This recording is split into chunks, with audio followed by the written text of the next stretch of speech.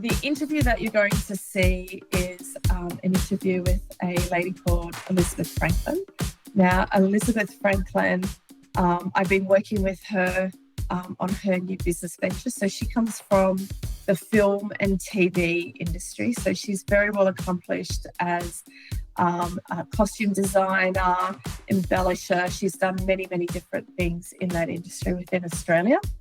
But she's kind of transitioning into, I guess you could say, what she really wants to do long term in her business, which is build something around embellishing. So bringing a bit of the bling to the world. Wow. And right. yeah, and so you'll see from the interview, like the quality of the video from her end isn't that great. It's very grainy, but again, this is stuff that happens in business. You don't necessarily have the money to buy new equipment or get the most stuff updated. You're working with what you get. And I guess the most important thing about this message is, we all go through a lot of highs and lows and struggles when you're going through and starting a business, and even as you're growing a business. There's some really emotional points in this video. It's very raw. She has given us the permission to do this because, the challenge is really real. And, for her, she has some challenges with mental health, as, a lot of people do. And how do you navigate that? How do you get rid of the voice on your shoulder telling you you're crap every day? You should be doing this. Why isn't this successful? You know what I mean? How do you navigate that to keep going? And so, this is kind of, I guess, a conversation that's really kind of struck home to me as well, because again, even myself, I've had those mental health challenges. I think, sometimes every day is like I'm on the crazy pills, but that's fine. So, I really hope you enjoy this conversation. And, if you are suffering mental health challenges, reach out to your local government agencies. There are charities that are out there that can help with mental health, or even visit your local doctor to see if you can get some counselling or, some support in some way to do with mental health issues.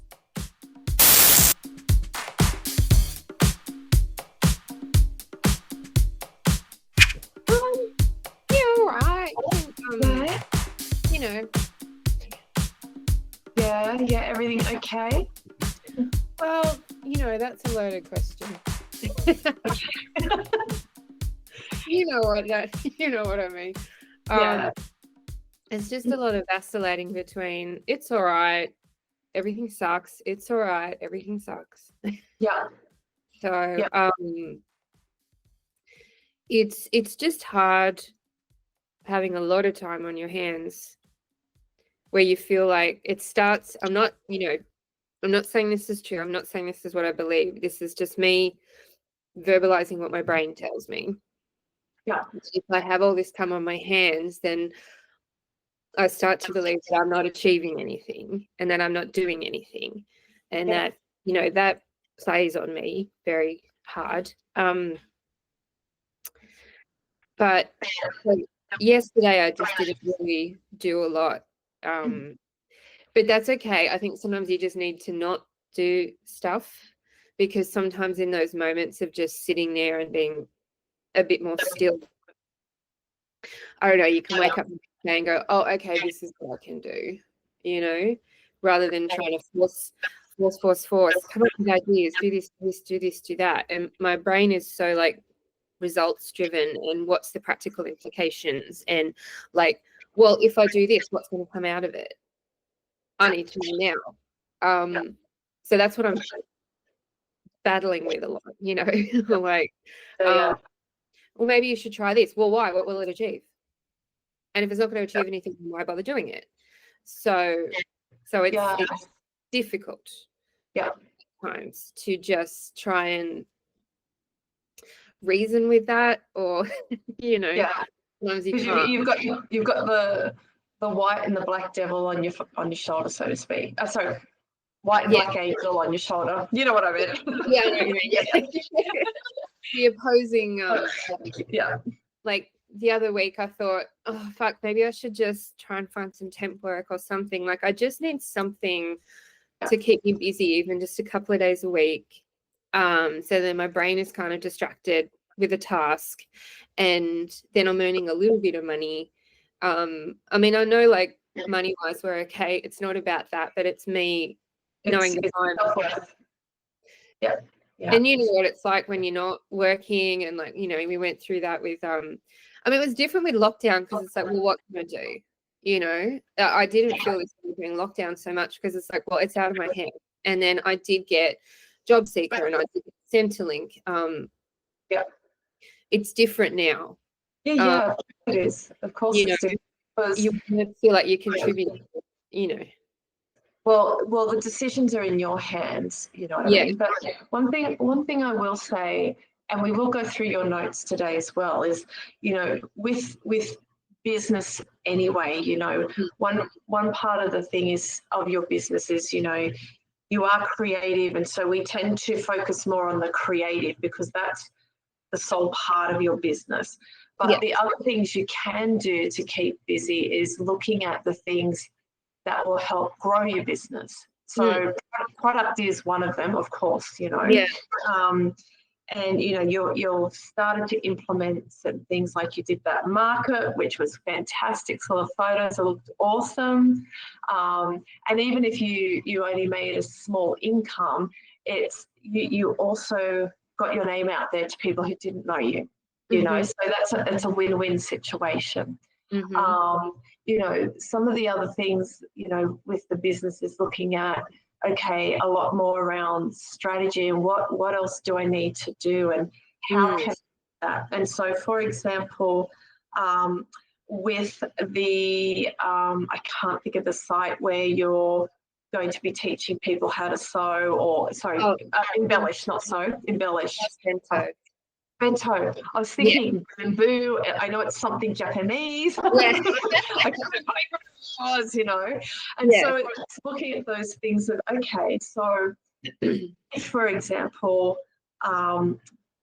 if I was to go on that site and find you, what does that customer journey look like? How would I have known about you? And so it's looking at some of these things of, well, how do I get in front of people?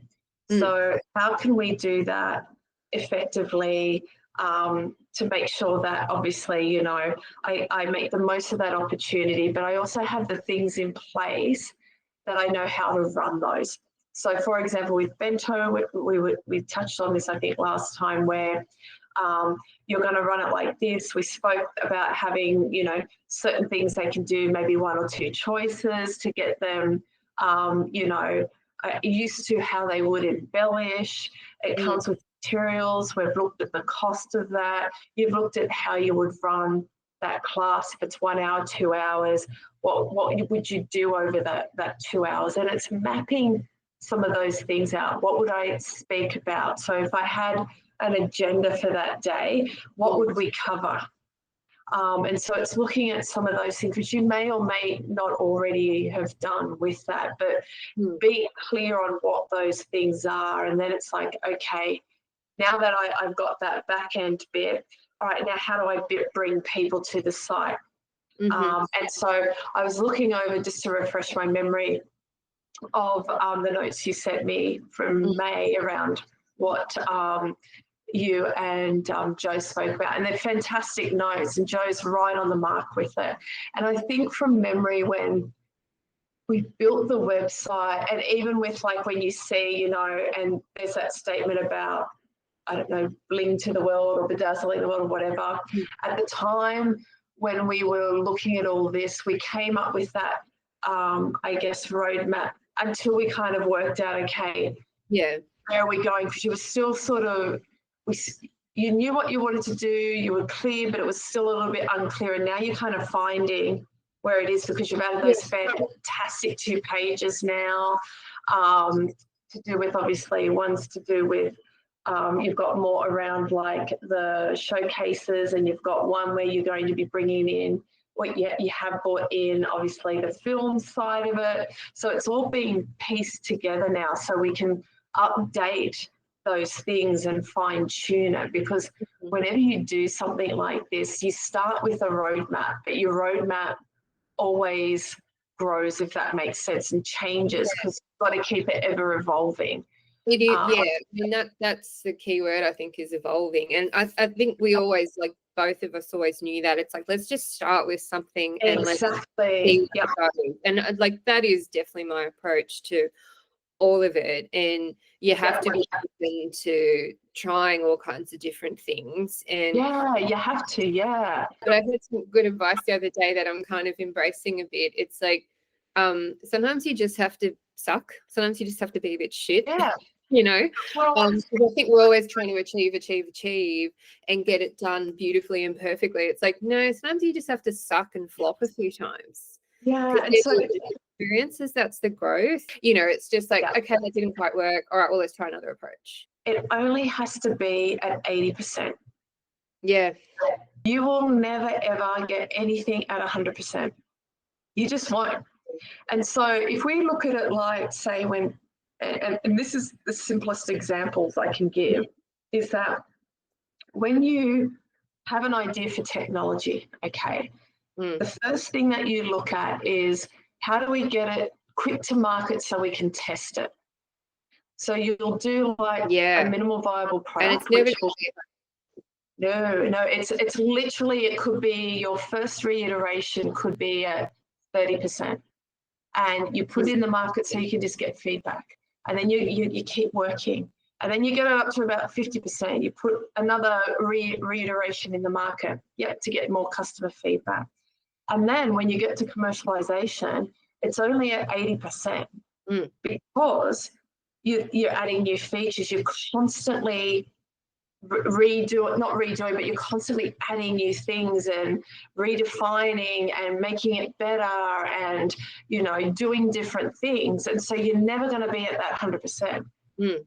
Certainly not the first time around. Like, no one is, right?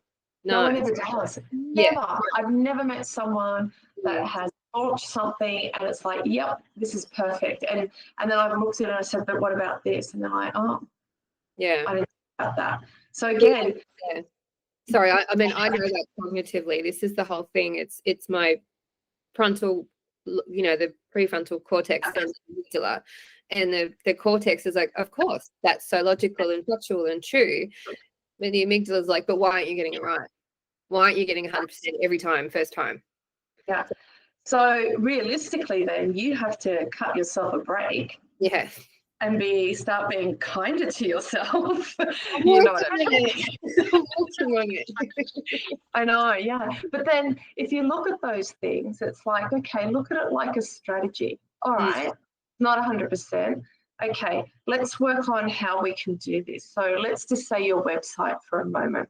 So one of the things is that, I can go in, I can change that thing for you. We can look at SEO, we can update SEO. But then why not, as part of a strategy for yourself, start looking at Squarespace. They've got a great library on how to do things. So it's like they're, okay, I want to build this. They've got great resources to build it from scratch, even looking at AI and implementing AI and doing different things with your business. If you wanted to, maybe look at, maybe I'll make it more dynamic or something. So really start to learn about your website. Because one thing as a business owner, we have to, in the beginning, learn everything about our business and how to do it. Even if we think we suck at it, or we have a framework and now I've got the basics of the framework that I can now build upon. We have to learn how to do that until such point in time we can pay for someone to do it, if that makes sense. Because you've got so much work on, it's beyond you even thinking about doing that, if that makes sense. No, I do want to do that. I mean, I have found a guy that I can pay to do updates for me and things like that when needed. But I have certainly realized of late, especially, that I need to have that understanding of it as well. Yeah, because if something breaks, you need to understand, how do I fix it? Yeah. Because you don't want to be relying on then that guy to fix it. That's going to cost you, especially now when, you know, obviously we're in that phase where we have to get more work, we have to be lean, we have to be more conservative with funds. Yeah. You know, you don't want to have those expenses in your business. And so because you do have that time, even if you spend, let's just say, 1 hour a day, reading and research, don't dedicate a whole day to it. Just go, right, I'm going to set aside an hour a day and I'm going to read about, okay, how do I do this? And sometimes like one thing I love about HubSpot is that they have a HubSpot Academy. And so I can do courses on these little things within the HubSpot of how do I do this? What's HubSpot? HubSpot's my customer relation management system. Oh, okay. So I use it, and we can do marketing, we can do all sorts of stuff through it. But I had to learn, okay, how do I do an email marketing campaign within HubSpot? How do I automate? I had to learn how I can do that, because at the moment I've got to do that. Like, I can't pay for that resource because, again, that's another cost I'm not prepared to do at the moment. So I learned, okay, we do this step-by-step process. And look, to be honest with you, first time around, I was like, fuck, man, I don't understand this shit. And then I had to read it again. And then I had to ask Jeremy a question until I could understand the automation process. And then once I understood, I was like, oh, okay, now I understand it. Because, again, I don't know why my brain does not think like engineers, whereas some people's brains do. Like Dave. Yeah. And the good thing is with Dave, because Dave's very clever with technology, if you got stuck on, for example, you're reading something and it's like, WTF, what are they going on about? You could say, Dave, what does this mean? And he'll say, oh, it'll be this, and I'll show you. You know what I mean? So you have a great resource that way, and that's not failure. That's just understanding, like you would if you went to college to learn this. This is what it means. And so look at it that way, you know? Yeah. It's like going to Joe and just saying, can you sort of give me some marketing basics? Because that is her expertise. That is her world. Exactly. And it's like, going back to exactly. And going back to what you were saying about like the class bento thing, class bento basically give you a mentor. Yeah, amazing, fantastic. They call them your growth partner, and I've already had like a session with her, and because she can log into my dashboard and be like, okay, and I did actually do that at like, you know, 80%, or maybe it was 65%. You know, I didn't do it at full capacity, but I was conscious of that. And she said, okay, here's where you can make improvements. I said, absolutely. Look, I'm not fixed on any of this. I just want to put something up there just to get started. Of course. Giving me great feedback on that. And obviously I value yours as well, and you can always log into it and have a look. But what I've done is, so next week, I'm having some people around to the studio. So like Tony, Tanya, you know, Joe. And I was like, can you guys come around and just be like my test class? Yeah, trial it, like a pilot. Yeah. And I was like, you don't even actually have to. And like my sister-in-law, and I was like, can you bring Annabelle, like my niece, because she's really crafty, so she might actually want to make. But I was like, you guys don't even have to actually make anything, but can I just kind of run through the class with you, get your feedback? Can you even like just pretend that you're making something, and I'll just like take photos and footage, and then I've got something to put on the dashboard. That's brilliant, because what you can do then, even if you just with Google Sheets create like a little survey form, you ask, and you just get them to do it then, and they just scan the QR code so they can do it on their phone, and just say to them, this is just for feedback, so I can learn how to improve. And as long as you're okay with the feedback, whether it's positive or negative, and you look at it in terms of, you know, for example, let's just say, I don't know, something that you were doing was just taking, it was confusing them. like how you were describing or something, and they wrote, oh, I found this confusing, maybe you could find a better way to describe it. Now it's positive, even though it's like, oh, okay, it's not a negative, but it's a positive in the sense of, okay, I have to look at what I'm saying so that I can make sure that they understand it, or maybe I ask them at the end of it, does that make sense? To get that feedback or something. Yeah, I'll go over it again if you need me to. Exactly. Yeah. I've also become so like almost addicted to Canva. It's the most wonderful website. It's so good. I was like, oh, I can make a flyer, I can make a banner, and then I've been finding the elements that you used in my website. So like that checkerboard background and the font. I can probably share that with you. So I found it somehow. I don't even remember how, but I found it. And so that's what I created a banner. And then because my mate Tash was like, oh, you should do a stall at the Rocks Markets, which I'm still like is still a possibility. And she's like, but you need a banner. And so I just went onto Canva and created a banner and did it similar to like the flyer and used the same like colors. And that was one thing Joe did, what do you call it? Like brand alignment, or, you it ties in with the website. And so some people are like, why have you got that background? I'm like, because it's on my website. So if you see that and then you go to my website, it all ties together. But like then I can get the banner printed through Canva on vinyl and I can choose the size. And so it's like, fuck, this website's so good. Yeah, and you can do all your social media from there. And so I'm going to... Now, I should be able to, because I've done all of this in Canva, I can actually share what I've done. I just got to find it. Like even your brand book, your brand kit. So let me just... I think that's what I looked at, because you had listed like the font name and all the different, and I was like, Gab gave me all that information. So like that was how I found it, of course, yes. Yeah, I even did a workshop handout, which I'll send to you now, and you look at it when you want to. What did I call it? I'll find it. But I'll send it to you. So I did this like workshop handout, and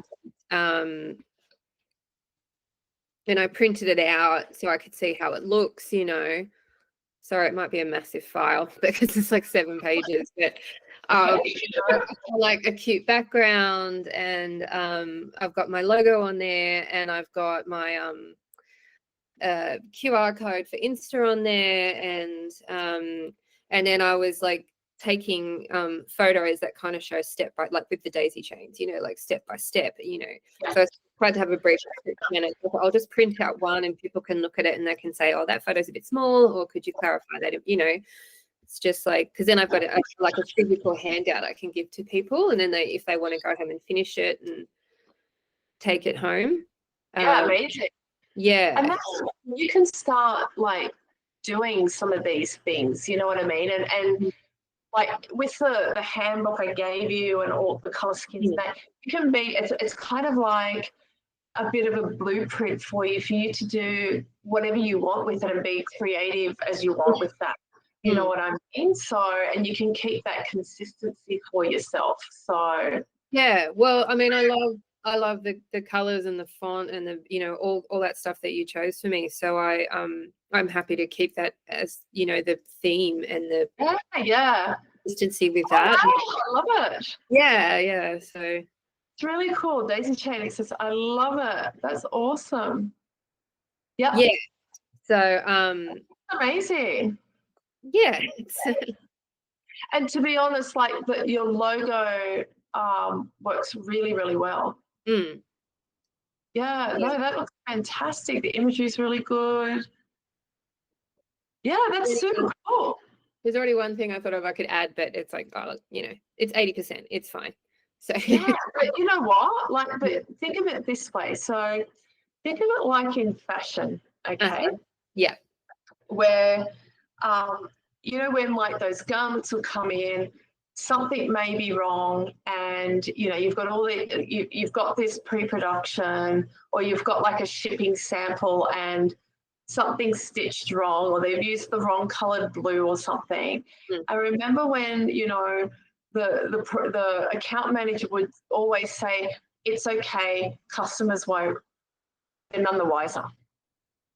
Yeah. They're none the wiser. They're not going to know if it's a blue stitch, a white stitch, pink stitch, or a green stitch. Yeah. You know what I mean? They just know they're buying that garment because they love it. Yeah. But it's not 100%. And so that's how you've got to look at it. Your customers are none the wiser. They're seeing this beautifully designed presentation, but they have no idea if it's faulty. Yeah. Unless you tell them. You know what I mean? No idea. It's like, no, I wanted this color blue, not that color blue. And they're just going to be like, oh, cool, blue. Whatever, blue's blue. I love the blue that you've got here. You know what I mean? Yeah. So, and that's how you've got to look at it. It's like, okay, it may not be 100%, but actually, me as a customer, I'm like, wow, this looks really awesome. I love it. I love the imagery. The imagery is really clear. It's consistent. The fonts are good. You've utilized the daisy on each page. Like, it looks fantastic. Thank you. Yeah, I love it. Yeah. Well done. It's so these are the things when you're looking at your business. It's like, okay, the collateral that you need, because, you know, like for me, like the other day, wasn't today, it was yesterday, I was working in Canva, just trying to create some materials for this thing we're doing. And sometimes it takes me all bloody day because it's like, fuck, it's just not what I'm seeing in my head. And I've got to go back and forth and all of that. And then I've got it to a point where, yep, okay, it's fine, that'll do. It's kind of what my vision is, you know. It's these kind of things that you need for collateral that we need to work on and have ready. And so because you've done that beautiful presentation, you could use that as a template now. Yeah. And then you just change the bits for whatever the next thing is, if that makes sense. Kind of like the template you did up for your quoting for the cake dress. Oh, yeah. So you can, I don't know if you did that in Canva or if it was in Adobe, I can't remember. Well, I was using the Photoshop for iPad to create some of the design images. Yeah. And then I used in Mac, they've got, I suppose it's kind of like their version of Canva, but not as good, called Pages. Got you. Yeah, Pages, yeah, because in Pages you can do like different backgrounds and you drag and drop images and stuff. So, but now you can do that thing with Canva. It's so good. Yeah. So are you on the paid or free version? No, I'm paying for it because I want the you pay. So you can set up your brand kit. You can, and I'm not sure if you've done that yet, have you? Okay, let me just share my screen. Just an entire screen. And I'm just going to show you. Okay, so hopefully you can see I've got all these things here. So we've got here where you see brand on the side. See this little icon? Okay, so we can go into brand kits. So if I just click on my new brand kit, so we've just, with my PR agency, I've just redone my colors, logo, blah, blah, blah. So you can add your logos. You can add your primary and secondary numbers, colors, sorry. Yeah. You can add your fonts. Yeah. You can even talk about the brand voice, if there's like particular photos, graphics, even an icon. Because then when you go to creating a design, and let's just say, I don't know, I do an Instagram post, for example, and I just click on this and I have a look at the colors, my brand colors are all here. I don't have to add those colors in for when I want to create things. And then if I want to add my logo, for example, I've just got to go here and click whichever logo I want to add. So what does it mean by icon? So an icon would be, remember how in your brand kit I gave you a set of icons? That's the icons. Okay, I will revisit that. Yeah, so if I go out of here, and I go back to, just go back here and get out of here. Actually, let me go projects and let me find the Dizzy Listeners folder. So this is where I keep everything for you. And I didn't put. Good on you, Gav. I'll have to put it in there. Your brand kit. Let me just move that now. So you can create folders for yourself as well. So, for example, what you would do if we go to your brand kit and we go to, let's just say iconography, if we wanted certain elements. Oh, I see. We wanted certain icon logos. So you would create that, you would put it in logos. Okay, so you create a logo, you put that in there, you would download it as a PNG with a transparent background, okay? And then you would upload it into your icons. So then they're already always there. And then you can utilize them in whatever you wanted to do, so to speak. And so just in case, like, for example, let's just go here and you wanted to download this, for example, okay, and we want to download it. If we just did a, let's say JPEG for, oh no, it'd have to be a PNG, so a PNG. You see how it's got a transparent background? We'll tick that, okay. The size, you would just increase the size so the quality is higher, so around 2.5, for example, and then you would download it. So then when you go to upload it, it means it's got no background. That icon would have no background. Okay. Well, yeah. But then you can also, with this, for example, let's just say we're looking at social media, you can connect all your social medias to this and you can actually schedule posts. And so what you would end up doing, so if I just get out of here for example, let me just go to my apps and look at content planner. Okay, you can see I've already got some things scheduled for my LinkedIn. So this is going to be going out on Monday. And I've got like a spiel of what all this is about, and it's going to go directly to my personal LinkedIn profile. But you can have your business profile as well.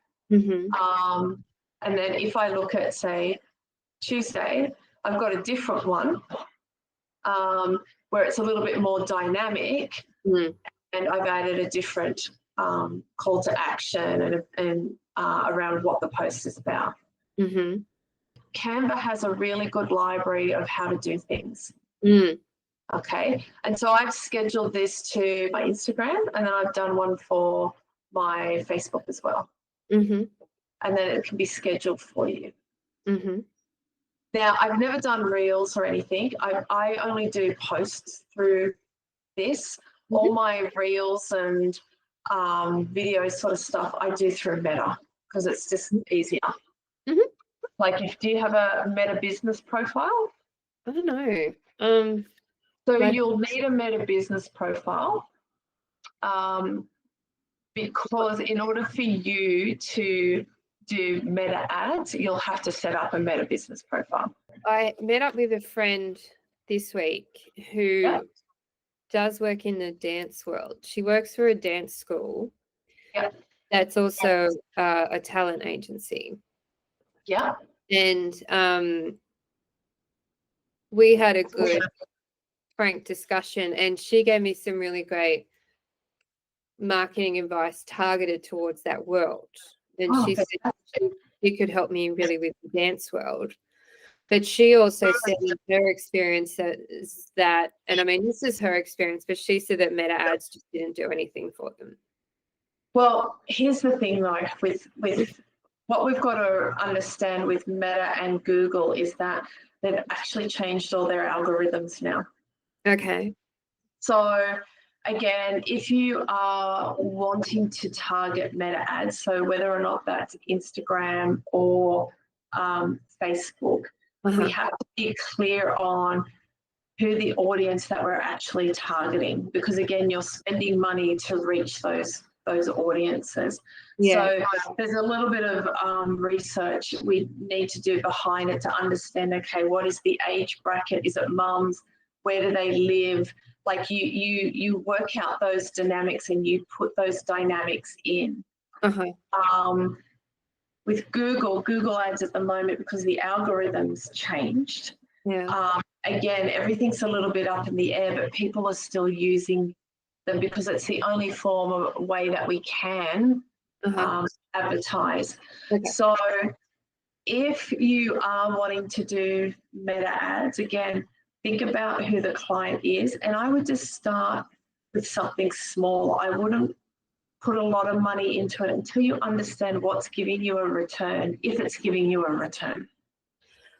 I guess my question then is, like, do I launch straight into that, or do I start with the free resources, basically, which is posting on Insta or Facebook or that kind of stuff? Because if I'm approaching dance schools, you know, they're in the suburbs. There's dance mums. It's like maybe that's too much for that market, at least initially. I don't know. I mean, I can send you, I emailed her. I said, can I just email you so I can sort of have the bullet points about what we talked about? And she was going to go through them with me, but she was like, look, you can approach all the dance schools, but there are some dance schools that are like serious, like competition schools. They go to competitions and Eisteddfods throughout the year. They're probably the better schools to approach. And she said, think about doing like uniforms, getting things like embroidered, or like the heat press final. And they want to know if you can do that. And so she was sort of saying it's more of a targeted, it's like targeting within targeting, I guess. It's not just like every dance. Like there's 100 dance schools, but these 20 are like serious competition schools. So if we like really target them, and then she's like, look, towards the end of the year, everyone's doing their end of year concerts, and that's when they really need things. So it might take a few more months, but then maybe people will be like, great, we've got end of year, can you help us out? And she was saying, you know, name drop things like, yeah, you've done stuff for Brent Street, yeah, you've been on Dancing with the Stars, Masked Singer, all that kind of stuff. She's like, fucking name drop all that stuff. This is my thoughts around this. So whenever you are looking at a market, you have to research that market. And to give you an example, so often in a market, there are markets within the market, like you said, and they fall under several categories. And so the easiest way I can describe this is that when Jeremy and I were looking at the veterinarian industry, they fall under 4 categories. So from A to D. D was the one-person vet clinic that was turning over X amount of dollars per year. They really didn't invest in technology. It was just them and probably one vet nurse. Okay. Then we had the Cs. So the Cs are, they've probably got 2 or 3 vet nurses, 2 or 3 vets. They're turning over X. They like technology, but they're very selective because obviously financially they can't afford everything. And then you get to the Bs and the Cs. The Bs are the vet clinics that own maybe 3 or 4 vet clinics. They have up to 200 or 300 staff. They do invest in technology. They want to try and outdo their competitors. And then we've got the A's, which are the corporates. They have 200 or 300 clinics. They have X amount of people. They're turning over probably anywhere from 20 to 40 million a year across all the clinics. They have the latest and greatest. They diversify and so forth. So one thing I want you to do is to do a customer segment analysis, okay? And let's just do it for the dance schools first.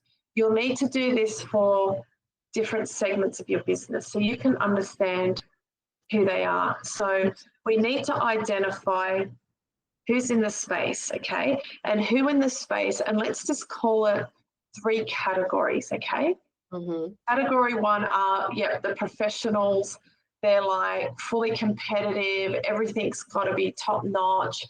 They're in it for the long haul, okay? They're the ones that they want to get their name out there. They'll probably go on to do bigger and brighter things, go to dance schools, whatever, okay? Then we've got the middle ones where, they may have their inter-school competitions. They have kids who are well adverse in dancing, but they don't want to go on and be competitive. And then we have everyone else where their kids love to go through it. They know that it's not going to be a forever thing. They may do it a couple of years. They know they have to buy costumes. They know they don't have the finances to purchase the biggest and the best, if that makes sense. Yeah. And so they're your 3 categories. Okay. What we have to identify in those categories is what they do. So so what that would be is it individuals or is it group dancing? Okay. Well, it's both. I mean, competitions I know soloists and troops. Yeah. Cool. Awesome.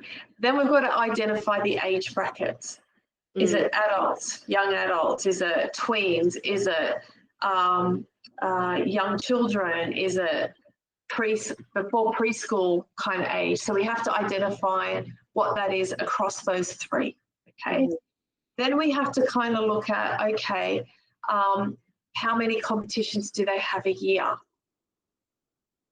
Is it only 1? Or do they have like interstate competitions that the kids go to?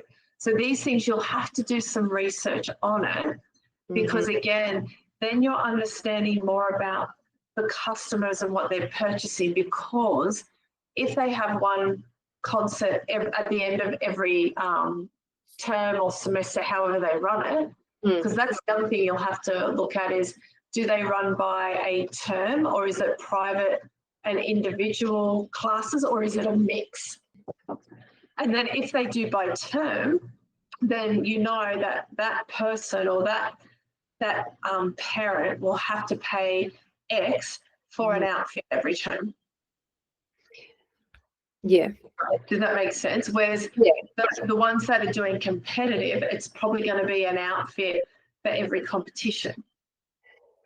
I think for some people, I mean, I think most schools do like the end of year concert. That's the big thing. And then the competitions and the Stedfords themselves, they're sort of run independently. And that was another thing. My friend, her name's Raquel, like we talked about different Facebook groups to follow in that world. And so I went through and I looked at the groups that I had joined and I said, look, these are the groups that I'm in, if you think I should be in any more. And one of them is just New South Wales dance comps. Like that's the page. So people advertise. But then she also said you got to keep an eye on the pages and respond to specific. No, you're right. So like if the post actually says, hey, we need costumes for this kind of number, then you respond to that and go, hey, I can do that. And then I was like, is it worthwhile just randomly posting on there and just going, hey, I have this costume service, blah, blah, blah. And she's like, I mean, you can try. But she said, like, from her perspective, people might be like, hey, seeking a really good hip dance class in the eastern suburbs. And then she's like, well, we've got that and we're based in Bondi Junction and blah, blah, blah. So, you know, that's quite specific. But so I guess again that's sort of targeting within the target, you know, marketing within the market.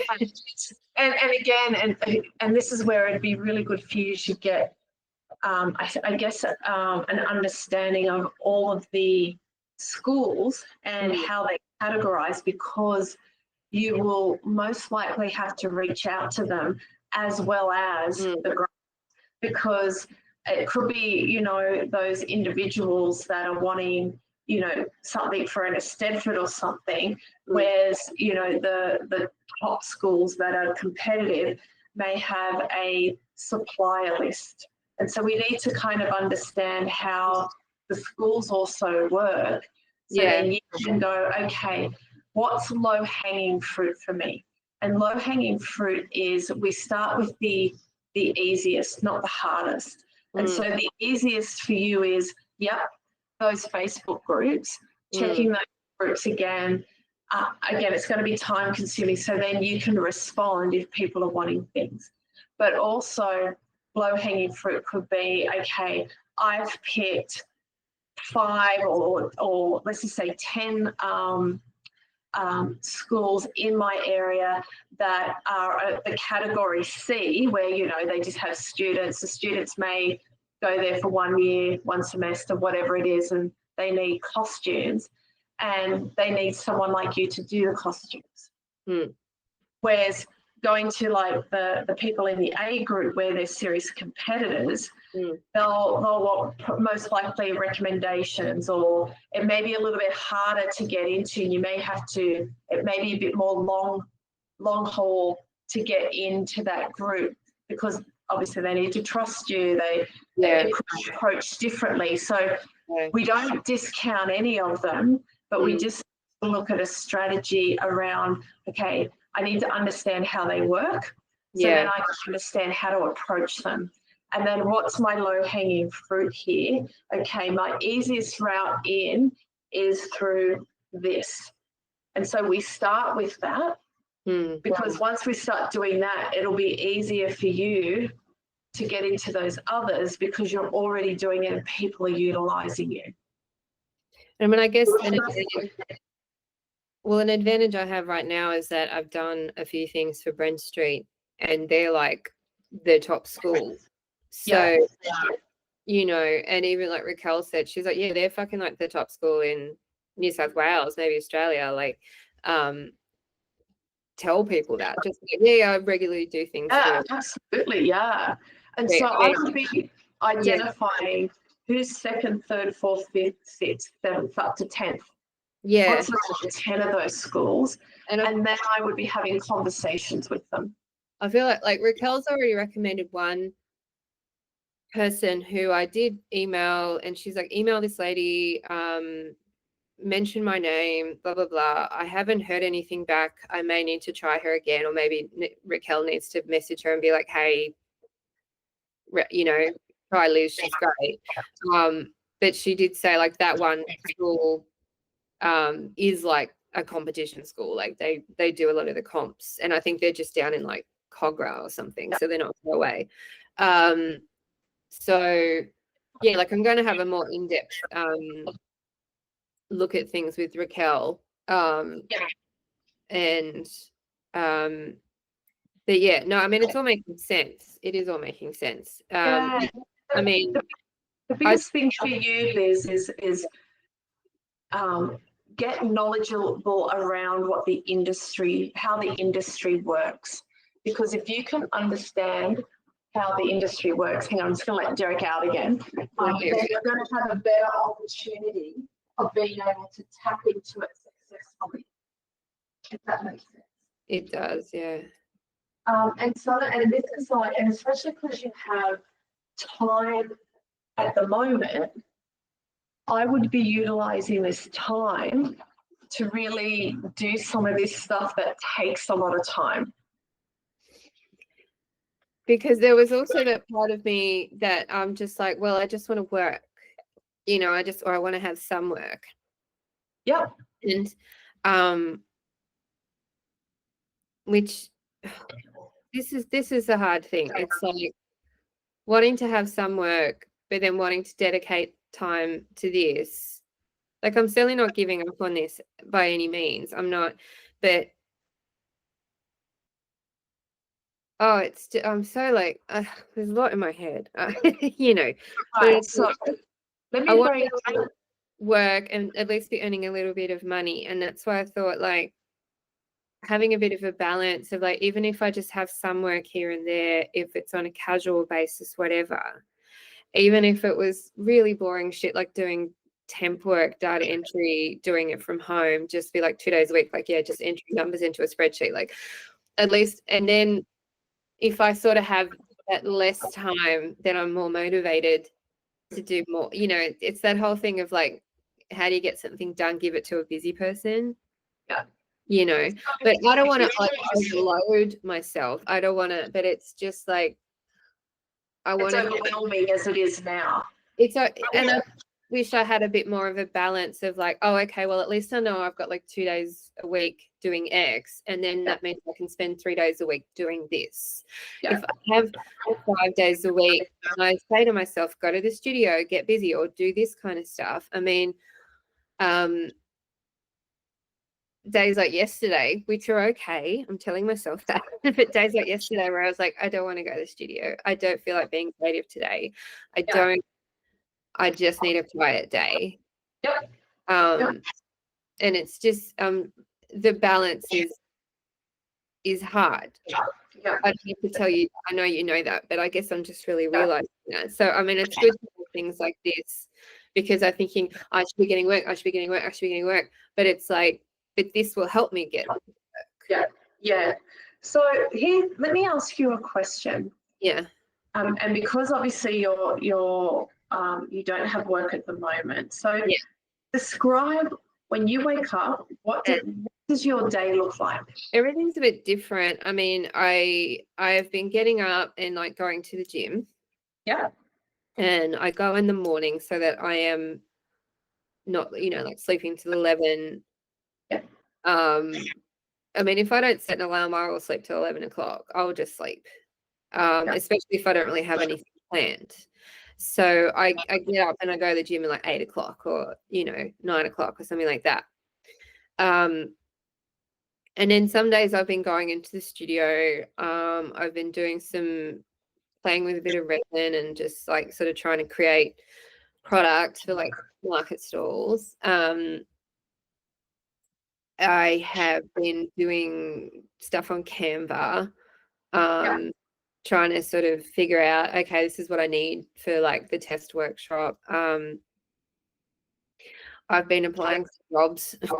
Yeah. I stayed at home, but I was just I was doing like tax stuff, and that did take me most of the day. So I know, that's why I'm just not looking forward to that. But anyway, can I make a recommendation, and which might help you, is why don't you plan your days? Okay.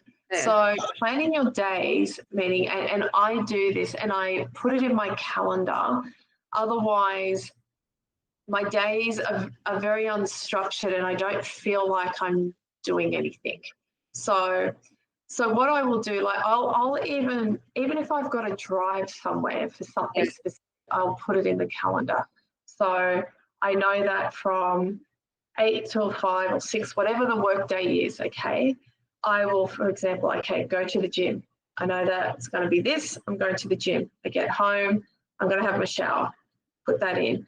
And then it's like, okay, for the next hour after that, I'm going to work on trying to find work, okay, trying to find jobs, seeing what's out there, calling some people, whatever I'm going to do, or an hour and a half, okay?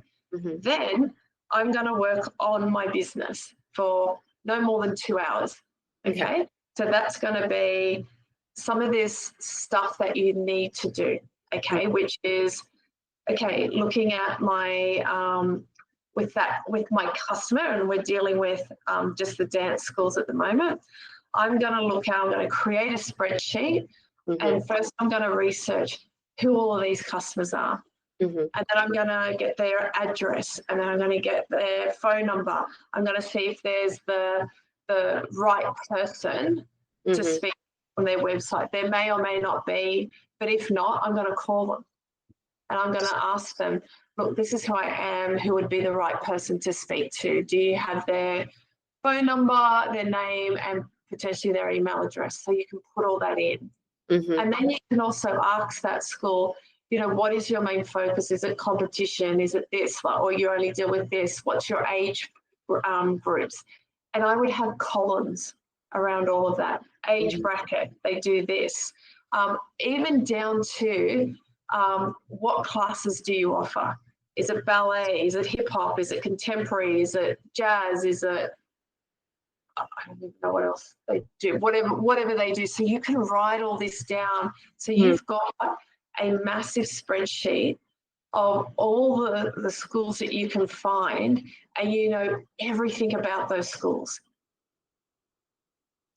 And you could even ask, you know, do the school pay for the outfits, or is it done, do you supply a supplier to the mum and they've got to do the outfit? Just so you can understand how they even work like that. Yeah. And you won't get it all done in 2 hours, but you block out that time and it's like, right, I'm going to work on this Monday and Friday, okay? And on Tuesday, Wednesday, I'm going to work on, you could be doing things such as, okay, the bento, and making sure I've got all my materials for my bento, or all my marketing material. So that marketing material could be handouts. It could be, you know, I might work on some social posts. I might work on doing, I don't know, something that you need, or you want to trial something, or you want to get certain crystals, or something to do with the bento business. Okay. Yeah. And then, you know, the last 2 hours of your day could be around, okay, I'm now going to research Squarespace's library on how to work with Squarespace. So you map your week out in blocks like that. You don't do any more than 2 hours. Okay. Because then you're going to be achieving things in different way. And then when you get a job and you know that segment, like how often, if it's 2 days, 5 days, whatever, because you're still applying for work and you're still doing the ring around, you're still seeing if there's any opportunities out there. And when that opportunity comes in, you know, all right, I've got to block out this amount of weeks because this is going to take up that week. That's fine. That's what I'm going to be doing for that week. And then everything goes on hold then.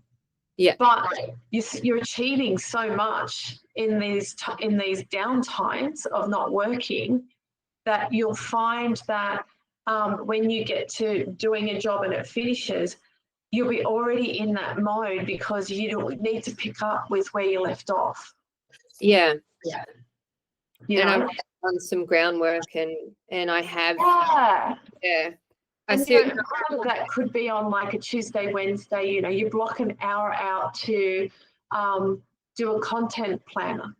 And so you can work on, okay, this week I'm going to be posting this, this, and this. And you don't need to do a post every day. No. You might just start off 3 days a week, but you may need to create the content. Yeah. So you block out that hour and it's like, right, I'm just going to focus on content for 1 hour or 1.5 hours on Tuesdays and Wednesdays. And then when that 1.5 hours up, you set yourself a timer. It's like, okay, I've done that. Now I've got to move on to this. Yeah. And for me, I found that was the only way I could feel like I was achieving something and it kept me accountable. Otherwise, I'd be sitting in front of the TV watching Law and Order all day, every day. You know what I mean? And so I had to, and don't get me wrong, sometimes that's okay. You've got to allow yourself permission to do nothing. Sometimes you need to do nothing. Like today, like I've been working, because I'm still servicing stuff with the government. I've been working nights all week, and some of my finishes have been 5:30 in the morning. And then I've had a few hours sleep and then gotten up and done things because I've still got things I've got to do to launch here in Canada. Today, I was like, nah, fucking over it. I'm just going to sit down and watch anything. I didn't get on social media.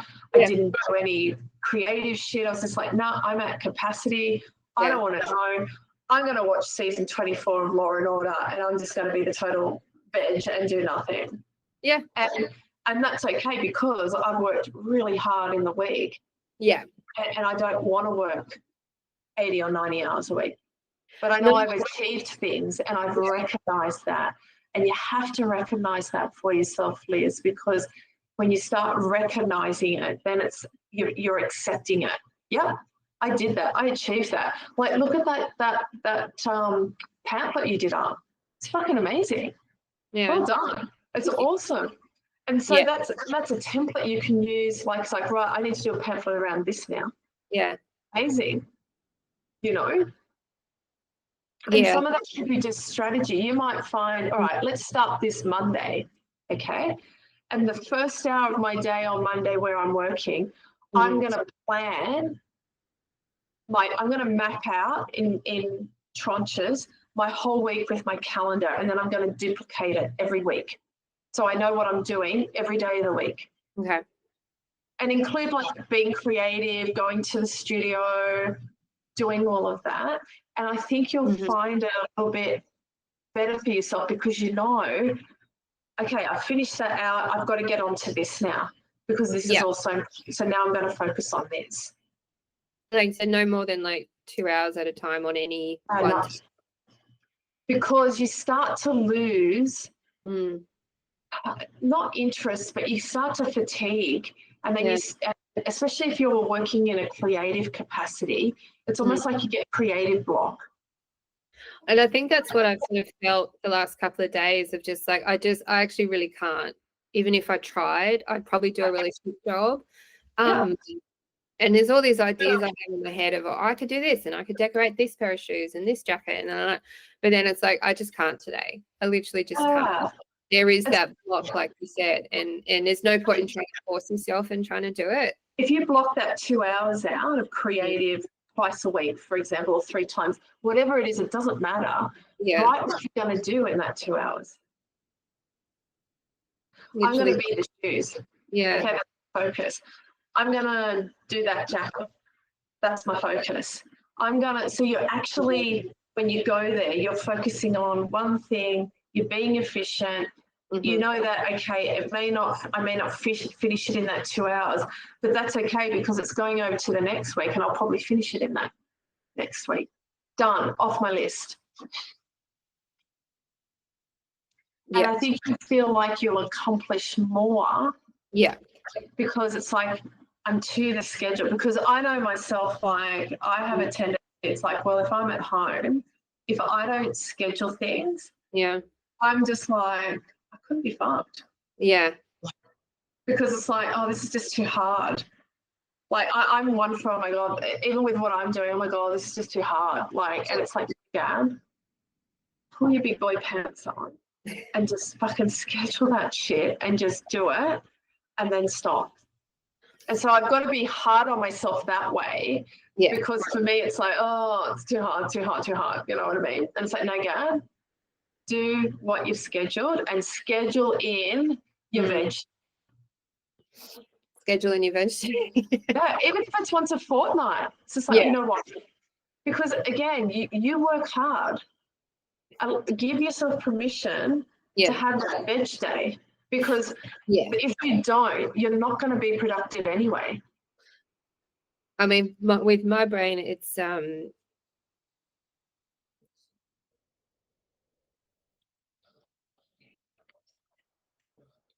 it's okay, hon. It's not always that it's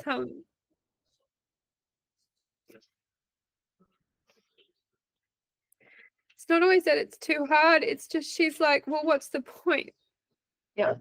She says, what's the point? If it's not achieving immediate success, what's the point? But no one achieves immediate success. I know that, but she pushes me so hard to just get it right every time. I don't know where this perfectionism comes from, but she's so... It comes from trauma. So, I think I still need to give myself a bit of time to recover from the recent trauma. I guess I've been pushing myself to just get past that, but I don't think I'm past it fully. You're trying to force something. Yeah. And you know, and look, and I've been where you're at, where it's kind of like, well, if I keep busy, then it didn't happen and I'm over it. Yeah. And then suddenly something happens, it's like, fuck, I'm still not over this shit. And then I get angry and it's like, fuck. And then you go in another cycle, you know what I mean? But the thing, I think I'm not over it. I'm not over it. You don't have to get over it, hun. That's the thing. Yeah. All you have to do is go, you know what? Yeah, it happened. It was fucking shit. I hated it. Yeah. But that's okay. Yeah. You know, you don't have to get over it, because trauma isn't something you can just go, yeah, I'm done and dusted, whatever. But in time, you can learn to go, yeah, I acknowledge it, yeah, but I don't have to swim in it. You know what I mean? Yeah. But you're not there yet, and that's still okay, you know? But I guarantee you, if on Monday you sit and work out a schedule for yourself, yeah, and you just try it. I will. You know, and even if you put one of those big bands on your hand, and every time, you know, let's just call her Nancy comes in, and you're just like, fuck you, Nancy. And get one of those really thick ones that hurt a lot. Yeah. So you're punishing yourself that way. Yeah. Okay. Rather than mentally, if that makes sense. But it's okay. But she never will. No, and that's the thing, you know, like when I used to beat myself up a lot, like honestly, and I don't tell many people about this because, you know, on the outside, you know, I don't seem to be a person that on the inside, you know, most days, and I say this, not a lot of people know this, but most days I fight the demon of why I don't kill myself. But over time, and don't get me wrong, some days I'm bedridden, I'm like, no, can't do it, the point. But I've learned over time, it's like, all right, I've just got to go through this. I know that tomorrow's a different day and it's a clean slate. I've just got to wait till tomorrow. I know you've been in some pretty dark places. Yeah, and that's okay. And it's always just kind of going to be there in the back. It's there every day. It's all relative to our own individual lives. And the reason why I'm sharing this isn't to say, well, hey, look at me, but no, but it's what I'm saying is that, you know, it's always a battle. It is. Yeah. Even for me, you know, like the things that I'm going to be trying to do here, like I'm like, fuck, I don't know, but I've just got to trust the process. But that doesn't mean, like, you know, every day I'm sitting there going, fuck, I don't know if I can do this. But I keep doing work, and hopefully something will make sense to me. But you also allow yourself veg days or downtime, or yeah, absolutely. I guess again, I've started to call her Beverly. It's not really her name, but I'm calling her that to kind of piss her off. So we'll call you Bev. Bev. Yeah. Beverly always tells me I'm self-indulgent. So if I did have a veg day, she's like, you're being so fucking self-indulgent. But also, if I'm feeling like this, if I'm feeling overwhelmed, if I'm feeling sad, anxious, she's like, well, you're just being self-indulgent. Your life's great. Shut up. Get on with it. I'm not allowed to feel sad. I'm not allowed to feel anxious. I'm not allowed to feel overwhelmed. I'm not allowed to feel. I think you need to tell Beverly to fuck off. You know, but that's okay, hon. You know, you will get there, and it doesn't matter.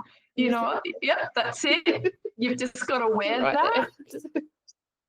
And you've just got to, the days that you're feeling that, you just wear it on your top. Or, you know what, make a T-shirt up that says Beverly fuck off. Okay, and you just wear it on those days, okay? And, you know, and it's okay, and you'll work through those processes, you know. But I guarantee you, when you're doing that, if you can push through and keep to a schedule, Beverly's voice will kind of drown out, because if you're putting on a podcast, you're working to that schedule, doing different things, and you've got to focus, then you're forced to focus on those things. You know, it's when you stop, that's where you become stagnant on those days, you know, whereas, okay, you focus on that podcast, put your earphones in, and then you're doing the task, you're focusing on the task. Okay, my bell's gone off, I've got to go to the next thing. And you already know what you've got to do. Yeah. Then, you know, Beverly can just go chatter by herself for a bit. You know what I mean? You just keep going, Bev, but I got shit to do. So, you know, but give it a go. Okay, give it a go. Schedule the next 2 weeks in 1 or 2 hour lots for yourself. Okay, schedule, if you only want to do it for 4 days a week, do the 4 days and have a rest day. Okay. But you'll be very productive in those 4 days, and your Friday is your reward day. Treat it, and then if you can afford to do it, go get a massage or go get a facial, go get your nails done. Go just do something for yourself and treat yourself. Yeah. Because you've done all that hard work on the 4 days. You know, go buy yourself some new makeup or do hair and makeup for the day. Just do something fun for the day. Yeah. Okay.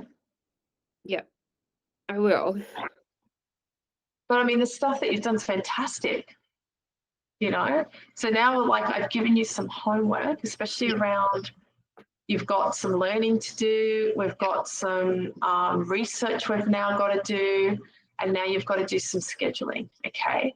And then what I can do if you want is, if you want to, in another week's time, do a check-in, we can have another meeting and say, all right, Gab, and then you can show me what you've done. And you can tell me how the scheduling's working and tweak it to how you work, okay? If you're finding, you know, I can't do a calendar, but I can do this. Yeah. Find the way that works for you. I'm just giving you that suggestion. You know, it may not work for you, it works for me. So find that way that works for you that you can keep on track with. Tailor it, yeah. Yeah. Okay. All right, here's some good things, because there are good things. Of course there is. So I've got the test workshop next week. Amazing. Out. Yeah. We're even going to have snacks. I bought coffee. I bought 3 types of milk. You know. Oh my God, you are catering. I'm going to have cheese and crackers. Tanya said she was going to bring bubbles. Amazing. What is that? I have been working with a local bar that we like to go to, and I suggested having a Christmas in July market, which they were all for, because we've got an upstairs section. And I started posting about, the first thing I created on Canva was a flyer for that. And Dave helped me. He created like a Google survey and a QR code. Yeah, awesome. And so I created that so people could scan it and express interest in having a stall. And then I started posting about it on different community groups around the Inner West and stuff. And someone told me about this group called Making People. And so they do like a market trail, and they were doing it like through like Marrickville, Sydenham, and then they were doing it on the same day. So I contacted them and I said, could we jump on board? And they said yes. Awesome. So they've been talking to the venue, the bar, and they were keen to jump on board. And so that's all getting, you know, the wheels are in motion. I've already had 2 ladies contact me about having a stall. So I'm like, awesome. That's great. I'll have one. I've still got a job for Gwent Street. It's just, they don't really have a set deadline for it. So they're like, oh yeah, you know, but I've been gathering fabric samples for them. So I'm going to see them on Monday to show them the fabric so we can make those choices. Awesome. And so that's still going to happen. And it's another thing for Brent Street, which is great. It's remaking some leotards, and I was, I'll get someone to help me with that. But so there's that. It's great. And then yesterday, someone, this organization called Bus Stop Films, who work with people with different types of disabilities, and they make short films. And I did a couple of short films for them a couple of years ago, and then someone contacted me and they said, do you want to costume design this short film? And I said, yes, of course I do. So, it's a little bit of money, but it's not just about the money. It's it's a real skills sharing kind of thing, because they, they're like, this is Liz, she's your costume designer. They're like, okay, this is Jaden. Can he work with you for a couple of hours and you can teach him about costume design? Yeah, of course. Come on, Jaden. You hang all these clothes for me, that kind of stuff. So yeah, that's great. So they've asked me to costume design a short film in a few weeks. That's great, fantastic. And I had a Teams chat with Royal Caribbean a couple of weeks ago to get back in the system and get back on their roster. So they tend to book the cruises quite far in advance. So I might not have anything with them for a little bit, but I'm sort of back in the loop. So amazing. Just patience, because again, Beverly's like, but now, and it's like, it doesn't happen now, Beverly. It takes time. And I'm looking at Seek. I'm trying not to hang on to that too tightly. I mean, there is a job going at Bangara. I applied for it. I mean, what the hell? Yeah, why not? Yeah, you just never know. A full-time head of wardrobe job, and it's like, if I don't get the job, it's okay. If I do, I could give it a go. It is a full-time job, but it's like, but also it's like, even if I don't get the job, it's like, well, hey, now you know me, and maybe if there's short-term things going forward, even if you have me on just on a show-by-show basis, I'm happy to do that. And then even this morning, just having a quick look at Seek, there was a little school in Summerhill that just teaches art classes to kids and stuff. And they're like, we're looking for a casual art teacher. And so I applied for that. And I do have the children's check. And and then there was also it's partly retail, but there's, have you heard of Golden Goose? Yes, I have. Yeah. So they've got a shop at, I'm guessing it's in the Westfield at Bondi Junction, and you can customize shoes for people. And I was like, well, that's what I fucking do. So,